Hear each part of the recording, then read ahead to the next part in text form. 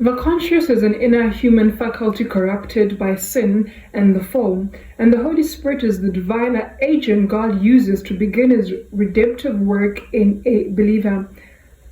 Though it helps us to be good people, a conscience does not save anyone, otherwise there would have been no need for Jesus Christ to die. Soften up the mess, drop it in the water, let the daughter find an image with the rest. She'll be learning how to breathe, spinning through identity, reveal another pretty little scheme. Save her mind. Jumbo, how far is brothers going on? I'm Kunjana, and thank you so much for staying tuned in to my YT.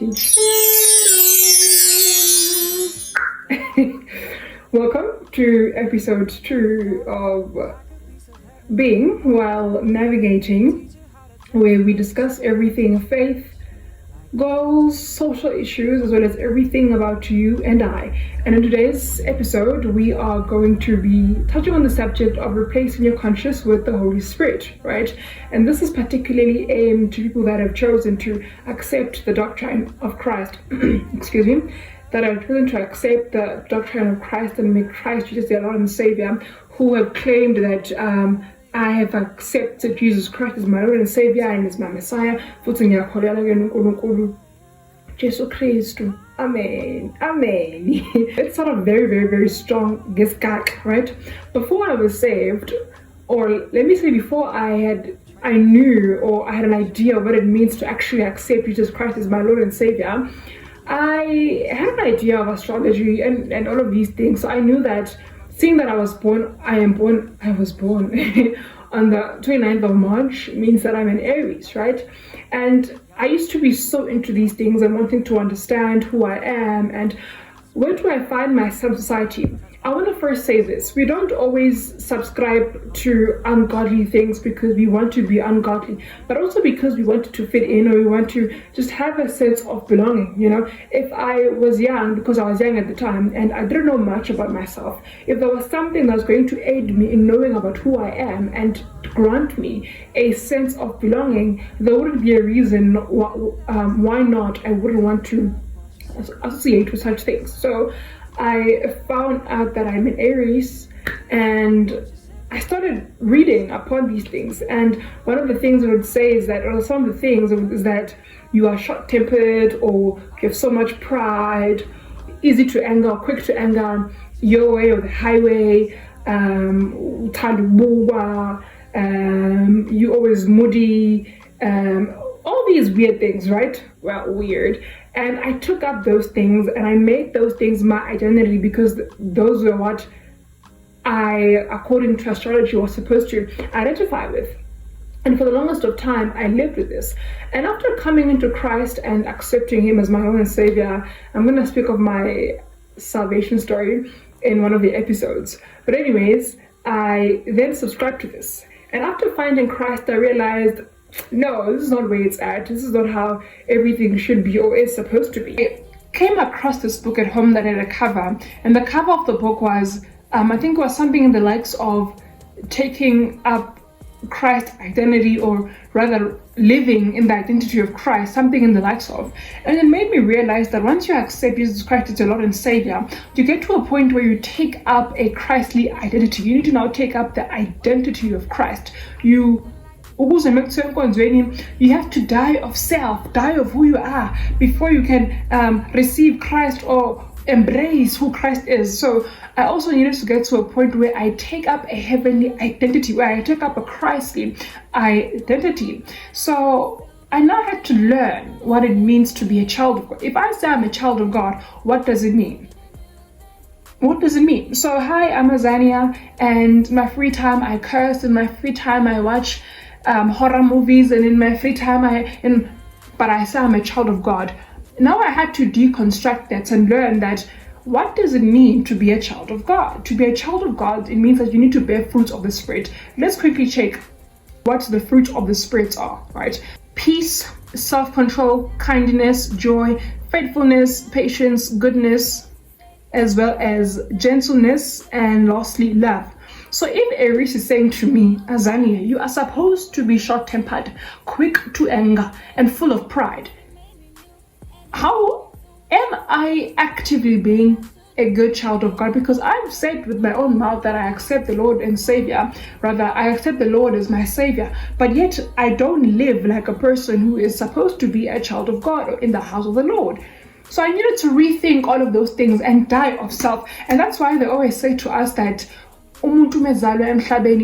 once you are born into sin. Your human nature desires sin, and that's why we don't take pride in our sins as children of God, because we understand that we have to get to a point where we die of self, our sinful nature, and take up this pure, godly, and holy nature of the Lord. And which is why we can never ever justify our sin and say, but because I feel it, but because it's who I am. It's written in the stars, darling, it's who I am. We can never say that. We can never take pride in our sin, because we understand that already when we are born of sin. But maybe it would have been a different story if we were born holy. If we were born holy, like holy, and then we felt some things, or we identify with some things, or our emotions were engineered in a certain way, then it might have been justified to say, but God, I was born this way. You made me this way. It would have been justified. But because we understand that because they ate the apple in the Garden of Eden, we now understand that we are born of sins. Okay, Romans 6 verse 6 says to us, being conscious that our old man was put to death on the cross with him, so that the body of sin might be put away, and we might no longer be servants of sin. So as I was saying, that we wouldn't say that we have to die of our old self so we can live in this new self of the Lord. We have to get to a point where we die of ourselves and our sins and of our flesh, so we can take up so where were we? I was telling you guys about the fact that I then, of course, came into Christ and realized that I need to change some things. So I must change a few things. I shouldn't be self-centered. I shouldn't be selfish. I should not have pride. I must be humble and I must be lowly-hearted, right? I then got to a point where I realized that things like things that are of the human nature aren't always good, aren't always serving us right as believers of the word of the Lord. Firstly, it was my human nature that went against the word of the Lord. I didn't possess the fruit of the Spirit at the time because I was so consumed in being a human and in my sinful human nature and in my body and in my flesh. My mom said to me, you have to get to a point where you replace unembeza wakho ngomoya oyingcwele, ngoba unembeza uzothi wena musukuyenza lento bese ungasho sithi isizathu, bese umoya ongcwele athi musukuyenza lento ngoba izwi lithi 1 2 3 4 5 6. Unembeza uzothi awufunda iBhayibheli, phela funda, uthe uzolifunda nje, lifunda ngoba uthe uzolifunda. Bese umoya ongcwele uthi funda iBhayibheli. Angishongo kuwena na ukuthi meditate on this word of the Lord day and night and you might not depart from it. Angishongo nalo. Angani phela unembeza is something that we are all born with. We are all born with a conscience, but at the end of the day we are still lawbreakers. We are still sinners. We are still people that act unlawfully. Put aside religion and our Lord and Savior Christ, people still break the law. People still come to school with skinny pants, and people still cheat in exam. But the human that we are today,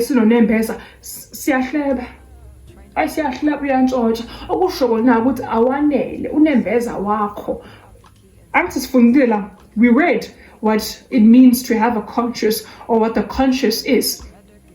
We read about that, right? That your conscience only helps you to differentiate between what's morally correct and morally incorrect. But still, people still sin and still break the law. And we understand that once you take up Christ, you want to pursue a good life. You want to act accordingly. Uyafuna nawe ngelinye ilanga uthwesa umqhele ngoba wenze kahle, ngoba ulalelile, ngoba uyihambile indlela elungile. And not only that, because we understand that as believers, not everyone is called to a ministry. Yokume pulpit, yabo noma yoshumayela, kunjani, hey, uJesu uyaphilisa, amen. Some people are gonna be Jobs. That indlela zabo nokuhamba kwabo nokubekezela kwabo ikona okuyokhombisa the next person ukuthi nangempela uNkulunkulu uyaphila. which is why we need to make sure that we always guard our steps. And it's very difficult as the humans that we are to guard our steps and our flesh. Although umoya is willing, although our spirits are willing, but our flesh, it's very difficult to move according to the spirit. In closing, replace unembeza wakho ngomoya oyingcwele. Replace unembeza ngomoya oyingcwele ngoba nawe uyazi ukuthi akwanele ukulunga kwakho just as an individual. It's not enough. If nangempela unembeza wethi kubalekile, there will not have been a need to send our Lord and Savior Christ to die of our sins. Christ died years ago, even before I was born, but he died for the sins of the ones yesterday, today, tomorrow, and in the next 20, 30 years. He died for every single individual. But yet every single individual unonembeza has a conscience, knows what is right and what is wrong. But if our conscience was more than enough for us, why was there a need for the Holy Spirit to descend when Christ ascended? Why was there a need for the only Son of God to be sent down on earth to die for our sins, to die for our wrongdoings? Yet we know the difference between wrong and right because of our conscience. Replace your conscience with the Holy Spirit. Replace it. It becomes easier to keep track of indlela yakho. It's not easy. My mom said the other day that, you see, that little voice that speaks as if it's an opinion in your mind. You might think it's as if it's an opinion. It's not. He just whispers. And he doesn't only whisper great things like, today I'm gonna make you fly from Joburg to Peter. No, even the smallest things, you must include the Lord in the smallest things. Even saying no, ungahambi ngale ndlela namhlanje, hamba ngale ndlela le. Umoya ongcwele uyakhuluma ngoba usibhekelela all aspects of our lives. But the essence of everything is that replace your conscience with the Holy Spirit. Because at the end of the day, the Holy Spirit is our helper. He's the one that is called to help us. There would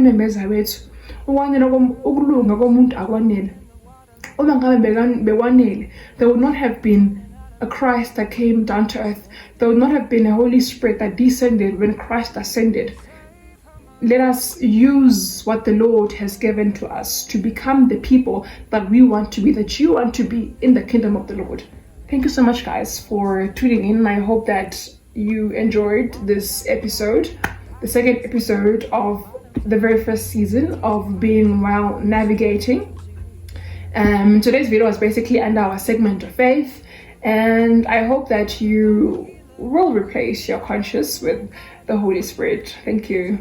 Bye. I would rather be running away. I would rather be running. Dear God, won't you send me a break? 'Cause I need to get